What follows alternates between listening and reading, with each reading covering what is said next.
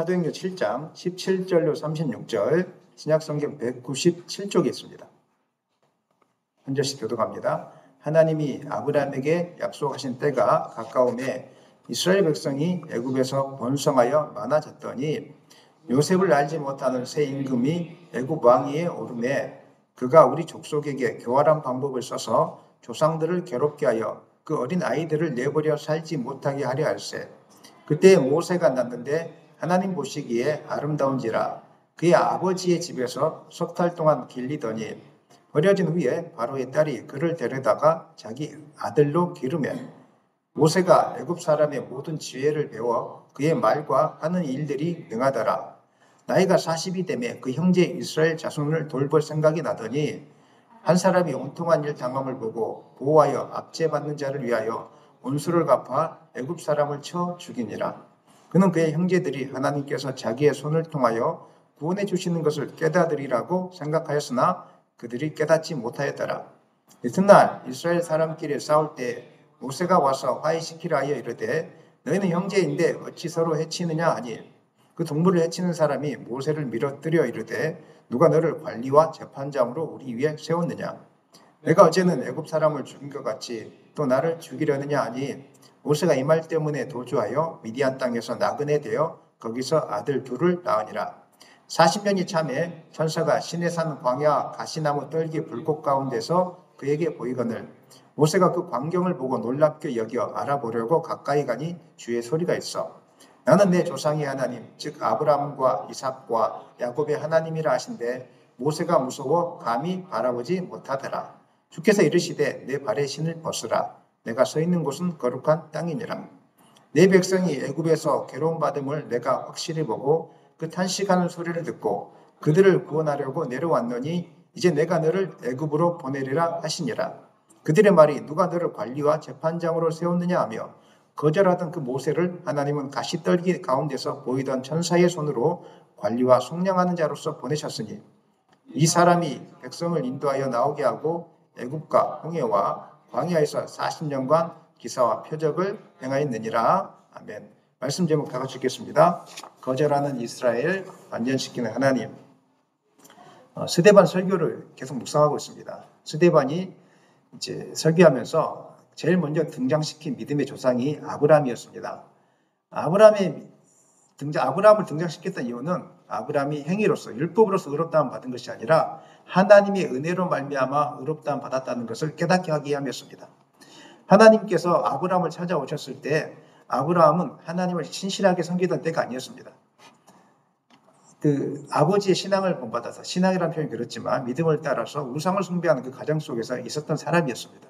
근데 하나님 은혜로 아브라함을 찾아오신 것입니다. 아무것도 몰랐을 때 아브라함을 찾아오셔서 아브라함에게 약속을 주셨습니다. 놀라운 것은 아브라함이 이 약속을 믿었다는 것입니다. 자손이 별처럼 많게 할 것이다 믿었습니다. 그리고 갈 바를 알지 못하나 가라고 했을 때 믿음으로 순종했습니다. 그래서 하나님의 구속 역사가 그 가운데 아브라함을 통해서 이루어지게 된 것입니다. 이 말씀을 통해서 행위로서 율법으로서 우리가 의롭게 되는 것이 아니라 하나님의 구속 역사는 하나님이 우리에게 찾아와 주심으로 그 다음에 우리가 그 말씀에 순종함으로 이 구속 역사가 완성된다는 것을 깨닫게 해주셨습니다. 사랑하는 여러분, 갈 바를 알지 못하나 순종하는 믿음이 여러분의 믿음이 되기를 원합니다. 당장은 내 계획대로 안 된다고 할지라도 그것을 끝까지 이기면서 계획대로 하려고 하지 마시고 무엇인가 다른 하나님의 뜻이 존재하는 거니까 우리가 생각하지 못하는 하나님의 놀라운 일이 존재하니까 갈 바를 알지 못하지만 순종하는 그 은혜가 있기를 원합니다. 그럴 때 하나님의 은혜가 여러분 가운데 임하게 되는 것입니다. 두 번째는 요셉에 대한 이야기를 했습니다. 요셉은 버려짐을 당했습니다. 형들에게. 그런데 하나님은 어떻게 했습니까? 버려짐 속에서도 놀라운 구속의 역사를 통해서 은혜를 그 가운데 베풀어 주셨다는 것입니다. 인생을 살다 보면 버려짐을 당하는 그런 때가 있습니다. 그러나 두려워하지 마십시오. 버려지는 때가 아니라 하나님의 구속이 시작되는 때인 것입니다. 은혜가 시작되는 때인 것입니다. 그래서 오늘도 다시 한번 여전히 우리를 통해서 역사하신 그 하나님의 은혜가 깨달아지고 또 여러분이 그 말씀 앞에 약속을 붙들고 나아가는 시간 되기를 간절히 축원합니다. 세 번째 시간으로 이제 우리가 알고 있는 모세에 대한 이야기를 하고 있습니다. 모세를 이야기하는 이유는 여러 가지 이유가 있겠지만은 스데반을 고소할 때 유대인들이 모세와 율법을 모독하는 자라고 고소했습니다. 사도행전 6장 11절 말씀 읽겠습니다. 사람들을 매수하여 말하게 하되 이 사람이 모세와 하나님을 모독하는 말을 하는 것을 우리가 들어노라 하게 하고, 유대인들이 이제 스데반을 이렇게 감옥에 가두거나 죽이려고 거짓말을 한 것이죠. 사람을 매수해서 모세와 하나님을 모독하는 말을 했다라고 이야기하는 겁니다. 그러니까 오늘 이제 모세 본문이 참 깁니다. 그 이유는 너희들이 내가 모세에 대해서 잘 알지 못하고 모독한다고 이야기했는데 나는 절대 모독하지 않고 모세를 내가 너무 잘 알고 있다는 것을 말씀해 주는 거고, 또한 이 모세의 모습을 통해서 정작 너희들이 잃어버린 것이 있다. 너는 모세를 믿음의 조상이라고 자꾸 추앙하는데 믿음의 조상이 모세를 일으키신 분이 누구십니까? 하나님이십니다. 우리 신앙의 기본이 틀어지면 안 된다는 거예요. 너희들은 자꾸 모세, 아브라함 하는데 우리의 신앙의 본질, 우리가 추구해야 될 믿음의 대상은 오직 하나님일 뿐인 것을 말해준과 동시에 하나님께서 모세와 같은 선지자 하나를 예비하셨는데 그분이 누구라고요? 예수라는 거. 그리고 너희들이 모세를 거절했던 것처럼 너희들이 예수를 거절했다고. 사실 이스라엘 백성들은 모세 하지만 처음부터 모세를 받아들였던 것은 아닙니다. 모세를 거절했습니다. 처음에는. 출애굽할 때 모세를 거절했지 않습니까? 누가 근데 하나님께서 그 모세를 세우셨습니까? 하나님 누가 세우셨습니까? 하나님이 모세를 세우신 것입니다. 이스라엘 백성들 착각하고 있어요. 자기들이 모세를 추앙해서 이렇게 된 거라고. 그렇지 않습니다. 부끄러운 역사입니다. 자기들은 모세를 거부했습니다. 하나님이 세우셨던 것입니다. 마찬가지로 본인들은 메시아이신 예수님을 거절했습니다. 나중에 하나님 세우셨습니다. 그래서 신앙의 본질을 똑바로 알아라고 이제 하기 위해서 오늘 이 말씀을 해주시는 것입니다. 모세가 등장하기 직전에 애굽에 있던 이스라엘 처지가 어땠는지를 이제 스데반이 말씀하고 있는데 7장 17절 읽겠습니다. 하나님이 아브라함에게 약속하신 때가 가까우매 이스라엘 백성이 애굽에서 번성하여 많아졌더니, 이스라엘이 애굽에서 번성한 것은 우연이 아니라 하나님이 아브라함에게 약속하신 언약을 이루기 위한 하나의 과정이었습니다. 하나님은 아브라함에게 자손이 번성할 것이다 이렇게 약속해 주셨습니다. 그리고 때가 되면 약속하신 때가 가까우면 애굽 고센 땅에서 이스라엘 백성의 숫자가 그렇게 많아졌다는 것입니다. 그런데 요셉을 알지 못하는 애굽의 왕이 즉위했습니다. 그리고 이스라엘 유아들을 말살하는 정책을 펴기 시작합니다. 18절 읽겠습니다.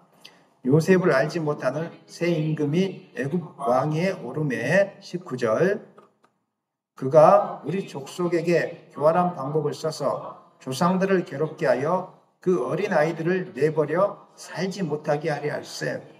애굽의 새로운 왕조는 애굽을 흉년에서 건져낸 요셉의 업적에 대해서 잊어버리기 시작했습니다. 그리고 급속하게 번성하는 이스라엘 민족에 대한 어떤 위협감을 느끼기 시작한 것입니다. 은혜를 잊어버리고 너무 민족이 커지니까 불안해졌던 것입니다.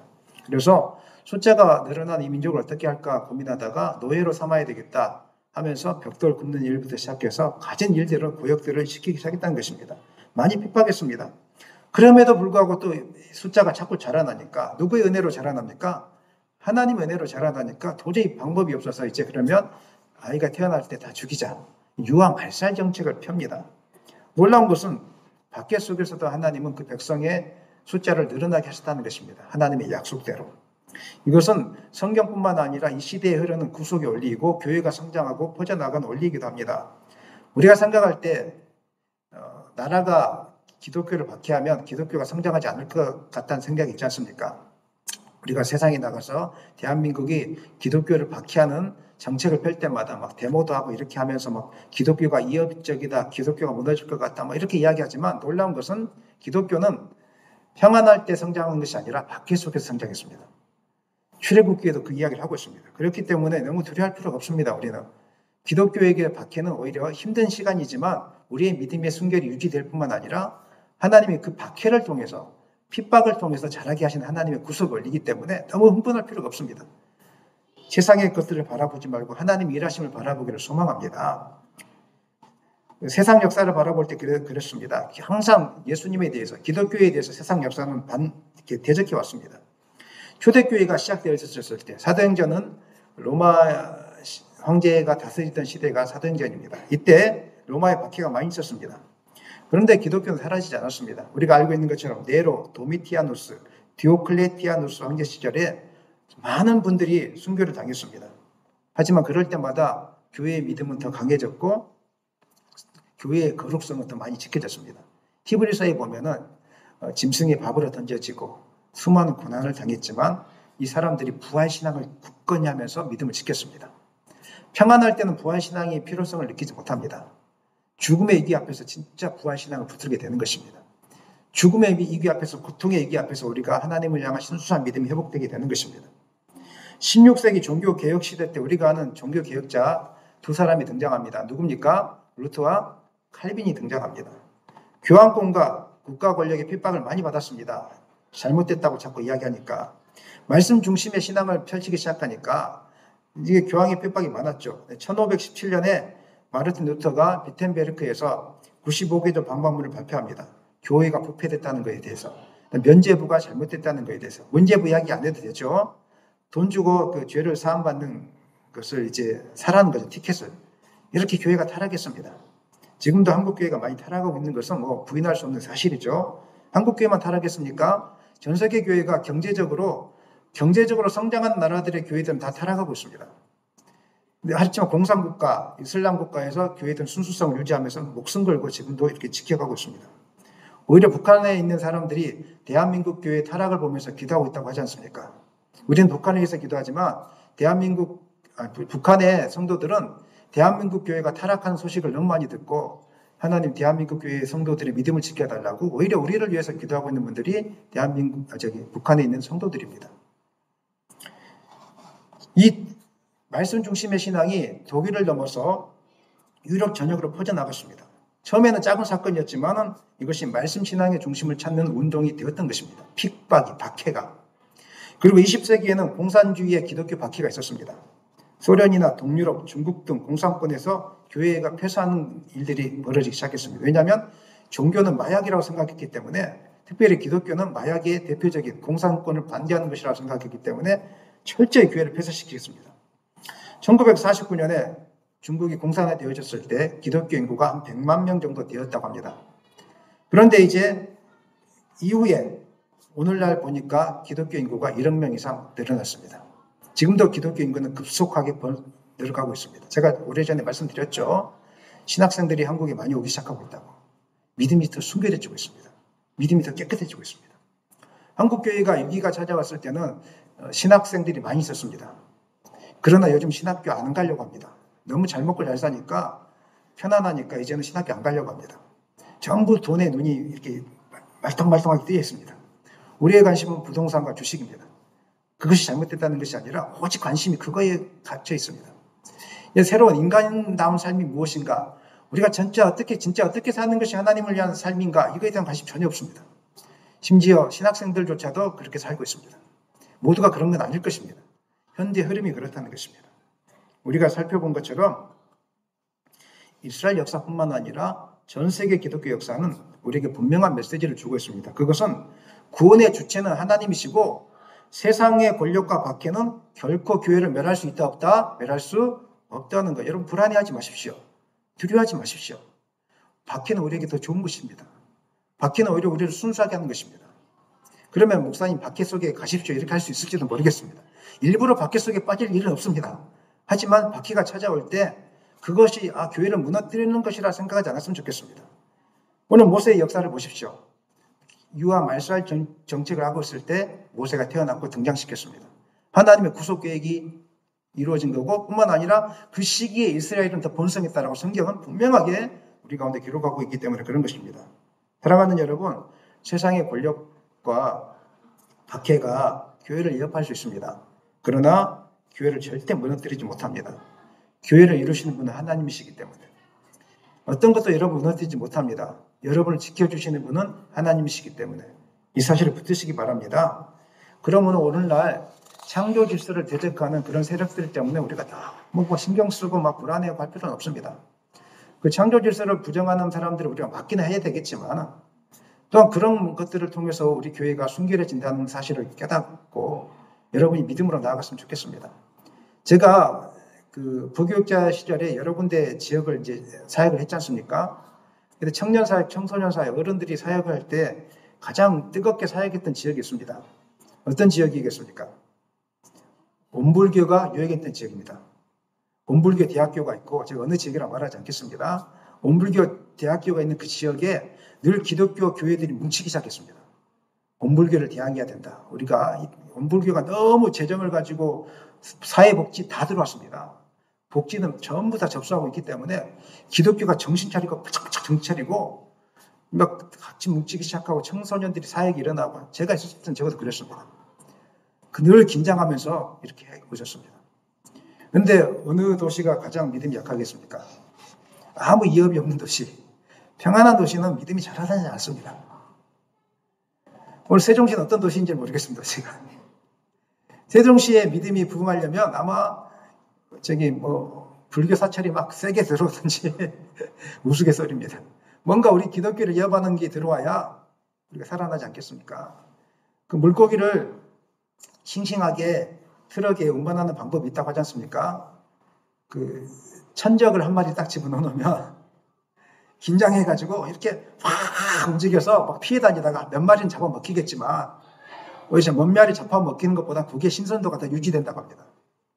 이게 바로 하나님 우리를 사용하신 방법이고, 우리 또한 믿음이 성장하는 방법인 것입니다. 그렇기 때문에 세상에 박해가 찾아올 때 너무 긴장하지, 너무 막 애통해하거나 그렇게 하지 마시고 그 속에서 우리를 순결하게 만드실 하나님을 바라볼 수 있기를 예수님의 이름으로 간절히 축원합니다. 우리가 경계해야 될 것은 사실은 기독교를 대적하는 세력이 아닙니다. 우리가 가장 경계해야 될 것은 우리 안에 있는 타락입니다. 미지근한 신앙입니다. 하나님 나라를 바라보지 못하고 여전히 세상 나라 바라보고 있고, 세상이 주는 풍요로움에 의지하고 있고, 돈이 아니면 안 된다고 하고 있고, 돈은 중요하지만 오직 돈에만 목숨 걸고 있고, 거기에서 막 목매어 살고 있는 거 하나님 너무 속상해 하실 것입니다. 기독교는 핍박 속에서 번성했지만 타락 속에서 허물어졌다는 것을 기억하셔야 됩니다. 중세시대 교회가 왜 타락했습니까? 교회를 너무 화려하게 지어서 그렇습니다. 오늘날 우리가 돈이 남아도니까 교회를 너무 화려하게 짓고 있는 것은 아닌지 한번 우리가 점검해 볼 필요가 있다는 것입니다. 요한계시록에서는 분명하게 이 사실을 경고합니다.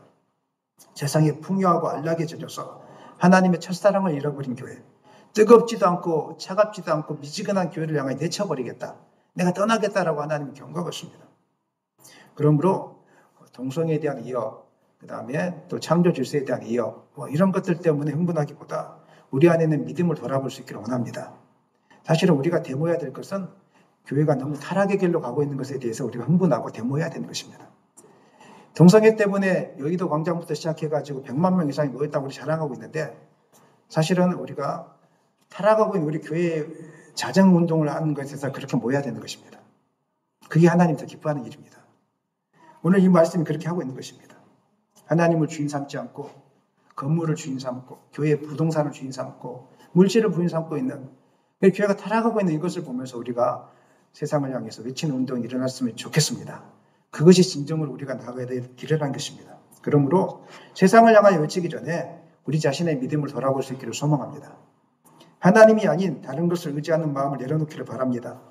그리고 박해와 어려움이 찾아올 때 실망하지 말고 흥분하지 말고 이것을 통해서 더 우리를 정화시키는 하나님의 구속 역사를 묵상하시면서 인내하시면서 소망 가운데 자기 자신의 믿음을 정화시켜 나가기를 예수님의 이름으로 간절히 축원합니다. 19절에는 모세가 태어난 시대의 상황을 이제 말씀하고 있습니다. 19절 다시 한번 읽겠습니다. 그가 우리 족속에게 교활한 방법을 써서 조상들을 괴롭게 하여 그 어린 아이들을 내버려 살지 못하게 하려 했어요. 하나님께서 모세를 예비할 때는 편안한 상황이 아니었습니다. 모든 소망이 끊어진 절망의 시기에 모세를 보내주셨습니다. 모세도 평안할 때 태어났으면 얼마나 좋았겠습니까? 하지만 하나님은 그를 절망의 구렁텅이에서 태어나게 하셨습니다. 그렇게 하신 이유는 모세를 구원자로 세우시기 위함이었고, 사람들로 하여금 하나님의 역사하심을 보게 하기 위함이었습니다. 평안할 때는 위대한 지도자가 태어나지 않는다고 이야기합니다. 숨겨져 있습니다. 나라가 어려울 때 위대한 지도자가 나타나기 시작합니다.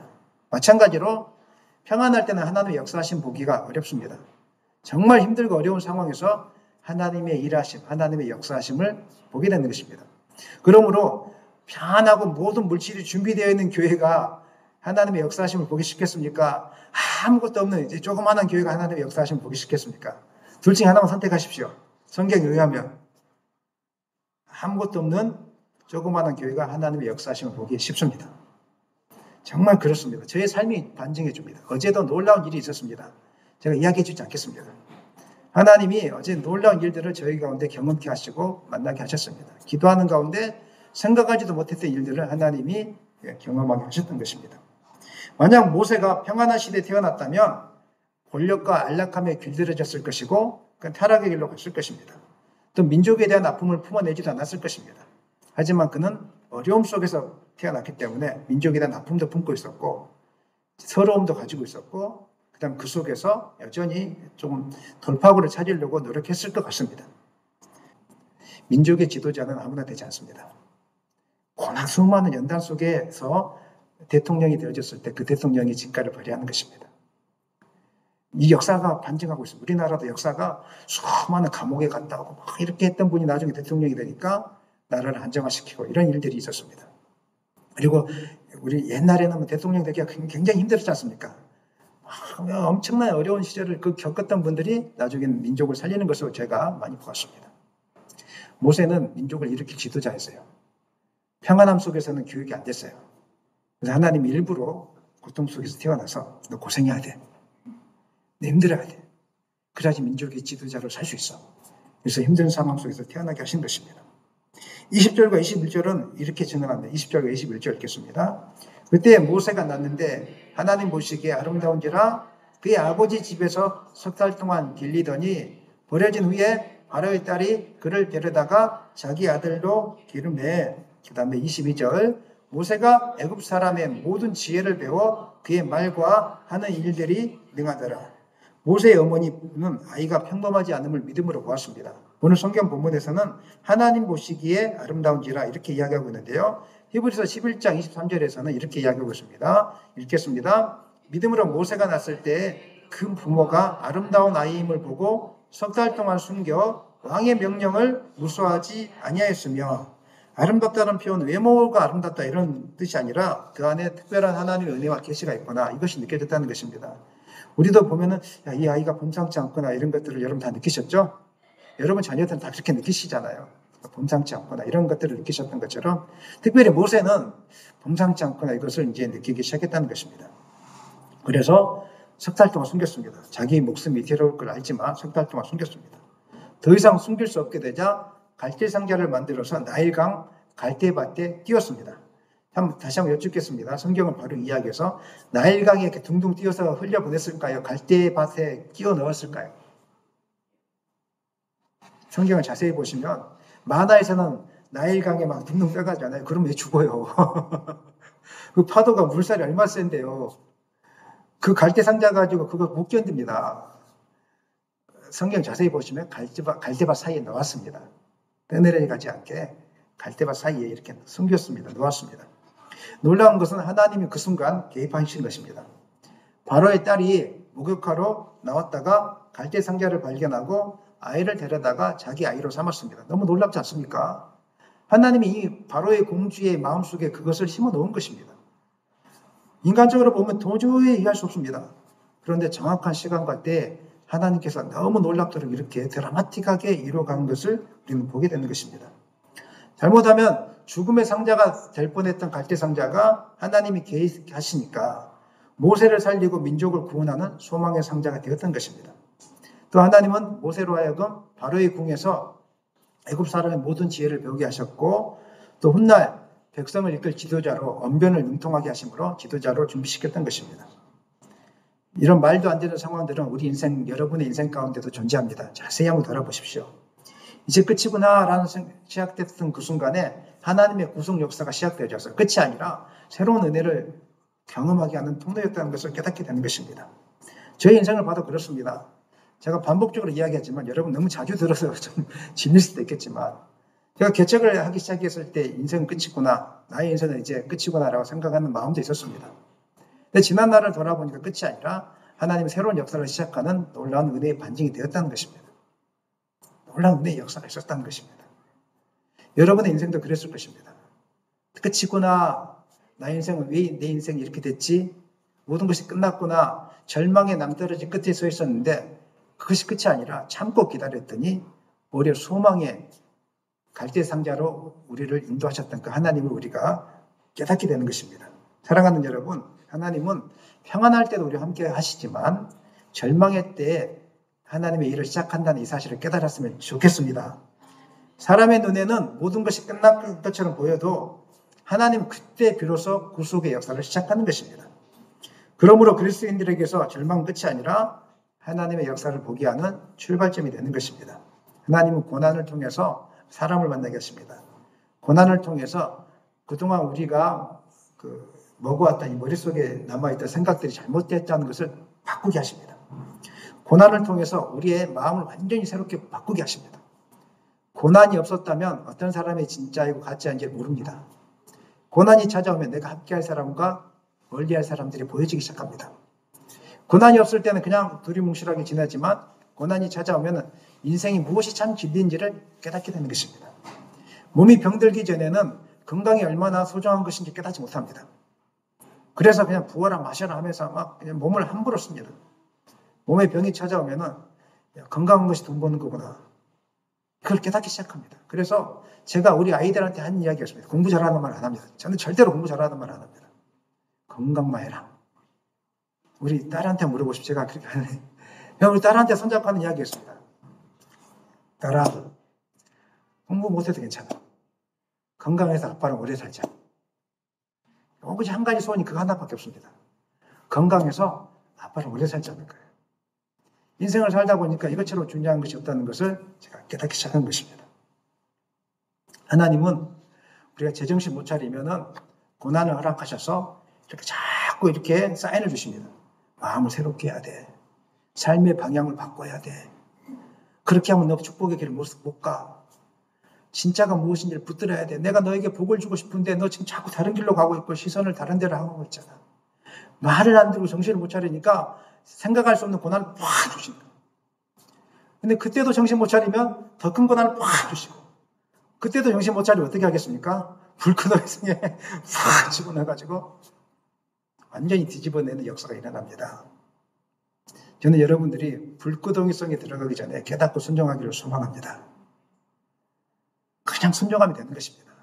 갈 바 알지 못하지만 미래 계산하지 마시고 오늘 하루하루 순종하시면 하나님의 구속 역사가 여러분 가운데 시작되게 될 것입니다. 어려움 속에 있습니까? 어려움 묵상하지 마십시오. 여러분이 그 순간에 하나님을 보면 하나님의 구속의 역사가 여러분을 통해서 시작된 때인 것입니다. 절망하지 마시고 인내하면서 하나님을 바라볼 수 있기를 예수님의 이름으로 축원합니다. 23절에서는 모세가 이제 이스라엘 민족에게 배척받았다가 하나님께서 이스라엘의 구원자로 세우신 그 사건에 대해서 말씀하고 있는데요. 23절 이하인데 모세가 우리가 아는 이야기입니다. 모세가 40세가 되었을 때 마음에 자기 동족의 형편을 살피는 마음이 생겼던 것 같습니다. 아마 성령님이 주셨겠죠. 그래서 그런데 지나가다 보니까 애굽 사람에게 학대받는 히브리 사람, 자기 동족을 본 것입니다. 너무 분노가 치밀었습니다. 우리 동족을 저렇게 학대하고 있어. 그래서 하면 안 할 일을 한 것입니다. 쳐죽이면 안 되는데 어떤 의도로 해서 이렇게 살인적인 욕망이 찾아왔는지 모르겠습니다. 이거 하면 안 되는 거예요. 모세 인격이 이것밖에 안 됐는가 생각할 정도로 좀 심각한 겁니다. 이렇게 하면 안 됩니다. 여러분, 이렇게 하면 안 돼요. 완전히 잘못한 겁니다, 모세가. 모세 인격이 아직 성숙하지 않은 거고, 왕으로서 어떤 교만함, 왕자로서 교만한 마음이 그 안에 가득했던 것 같습니다. 쳐주겠습니다.